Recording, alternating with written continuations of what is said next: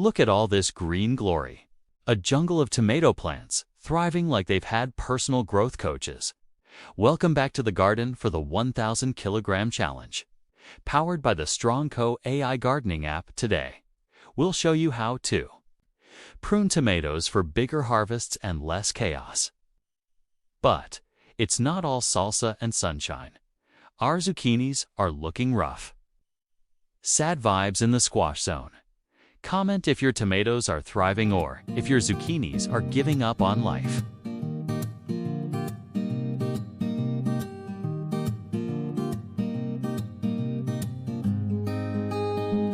All right, let's get into the juicy details of pruning tomato plants, because trust me, these plants don't just grow, they plot world domination if you let them.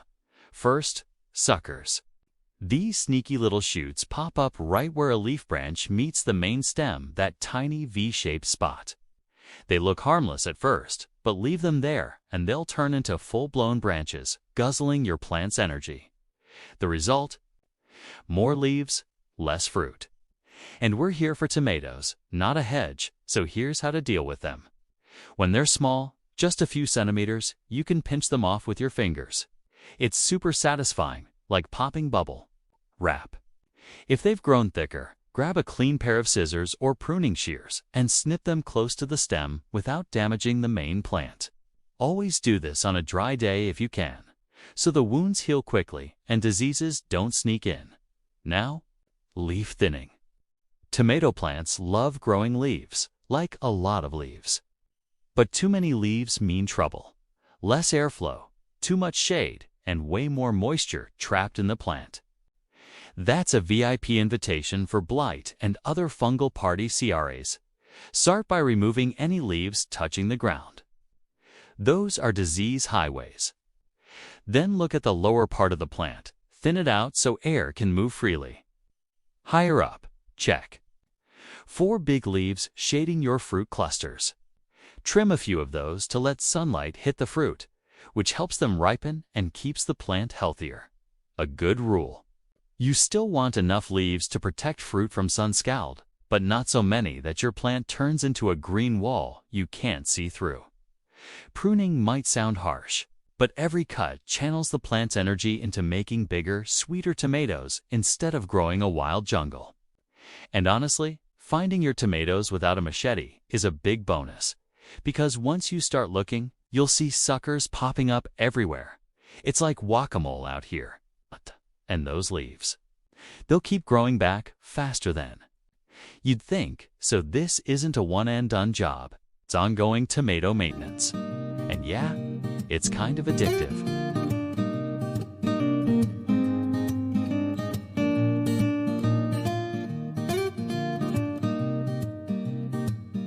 And speaking of ongoing maintenance, that's why we're out here about once a week, giving these tomatoes their trim. Because suckers and leaves grow back fast, like they're on an energy drink. While you're watching this time lapse, check out how much snipping, pinching, and leaf thinning it actually takes to keep these plants under control. Airflow is super important, especially since we planted these tomatoes pretty close together. Plus, we've got zucchinis and cucumbers nearby that also need space too. Stretch out and grow. Otherwise, it turns into one big leafy mosh pit. Perfect conditions for fungus and diseases. So pruning isn't just about neat plants. It's about keeping the whole garden healthy and giving every veggie its fair shot to shine. All right, now check this out. This tomato plant's decided gravity is optional. It's flat on the ground, sprawling across the path like it just finished a marathon and can't go on. Completely horizontal, but somehow still growing. Like crazy. You'd think a plant lying on its side would just give up. But nope, it's pumping out new leaves, flowers, and suckers like there's no tomorrow. The problem is, it's blocking everything else, shading the neighbors, and basically turning into a giant tomato speed bump. So, time for a rescue mission. First, before I even try lifting it, I've got to deal with the chaos at the base, because What's happened is the plant has shot out a whole bunch of side branches and tall sprouts growing upward from a stem that's lying sideways. So I'm starting by pruning those off right at the stem. One by one. Snip, snip, snip. I'm taking out any big side shoots and messy branches that are pointing in the wrong direction. And trust me, there are lots of them. It's like the plant's trying to become a shrub instead of a vine. Once I've cleared out that jungle, now it's finally time to lift it up.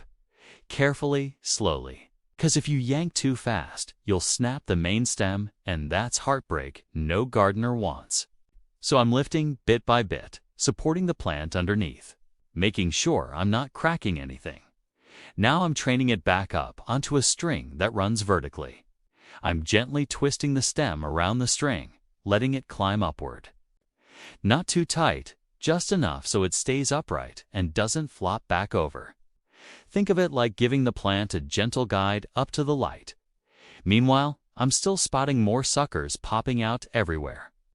Some small enough to pinch off. With my fingers, super satisfying by the way, but bigger ones need scissors. Snip, snip, and then there's leaf thinning. I'm clearing out leaves that are touching the ground, total disease magnets. Higher up, I'm removing a few big leaves that are shading clusters of flowers or fruit. Gotta let the sunlight in. So those tomatoes ripen up nice and sweet. It's wild how much plant material there is once you start clearing things out. Underneath all that chaos, you finally see the real structure. Strong stem, flower clusters, and fruit already forming. Asterisk, asterisk, and... Let's be real. I'll probably be back next week doing this all over again, but it's worth every minute.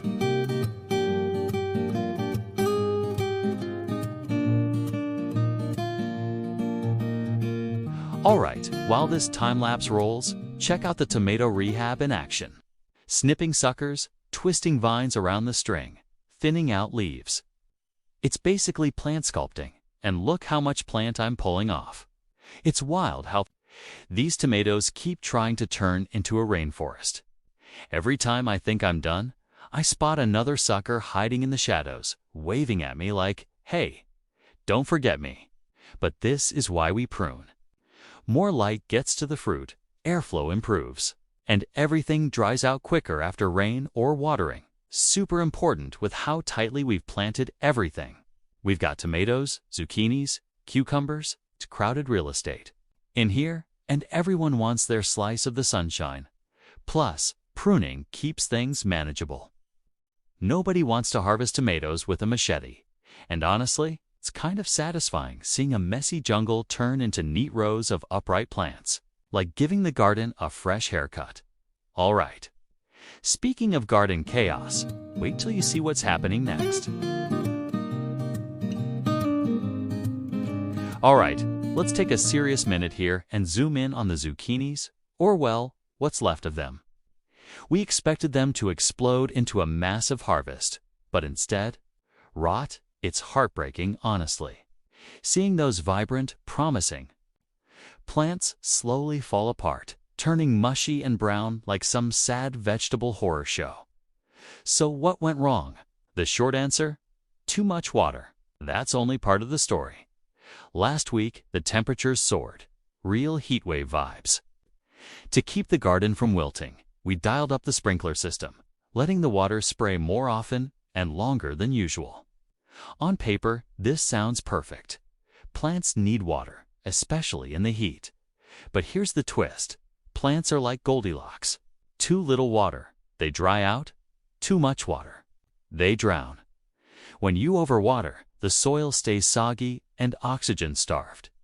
Roots can't breathe properly, which weakens the plant's natural defenses.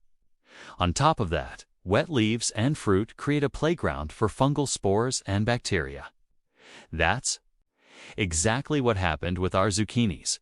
The fruit started to rot from the inside out, invisible at first, then popping up as those nasty brown spots and soft mush.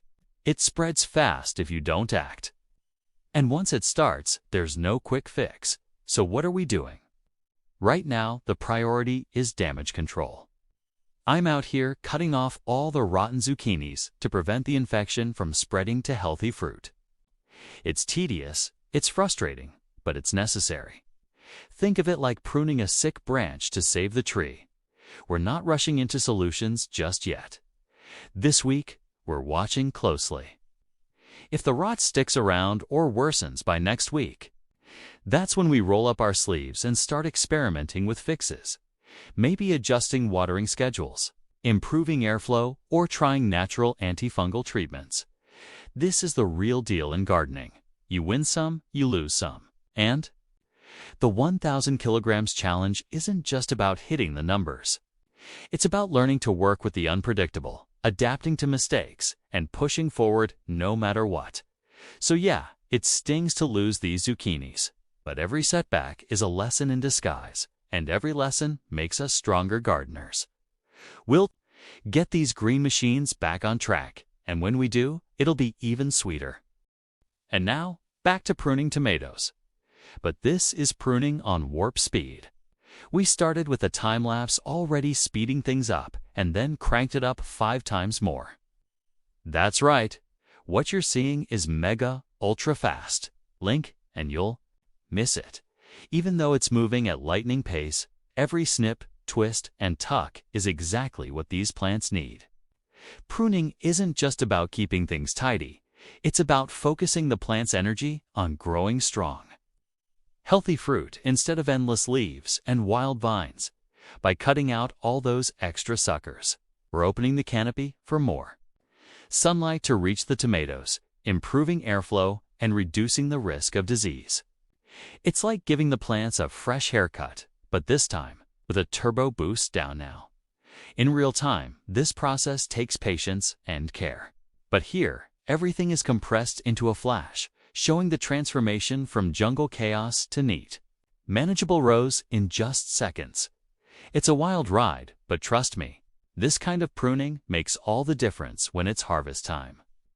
No more lost tomatoes hiding in the foliage, just clean, accessible fruit ready to pick. All right, that's enough warp speed garden magic for now. Let's slow things down and move on to what's next in the garden.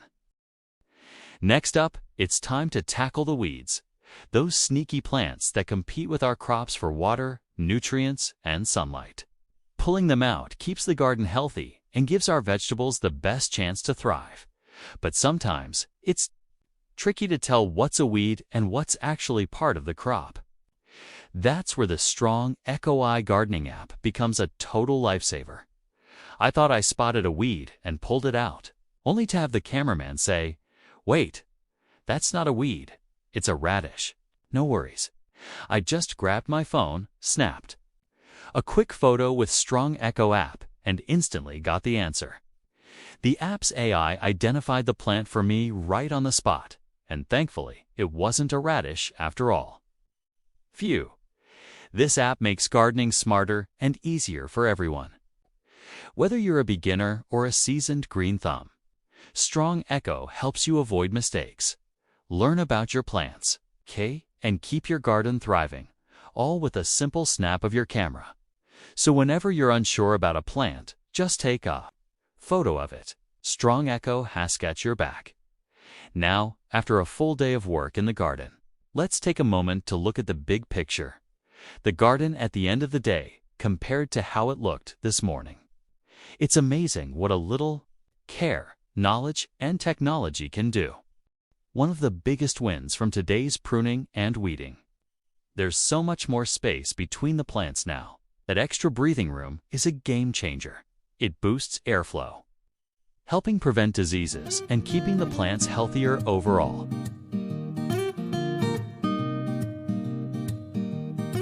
Usually at the end of the day, this is where we weigh the harvest, but this time there's no big haul yet. The zucchinis sadly went rotten, and the tomatoes are still ripening, hanging tight, so it's a little patience game for now. But trust me, the big, juicy harvests are coming soon. Stay tuned. If you enjoyed following along, don't forget to like, share, and comment, and hit that follow button for more garden updates. Together, we'll grow something amazing. You can grow it.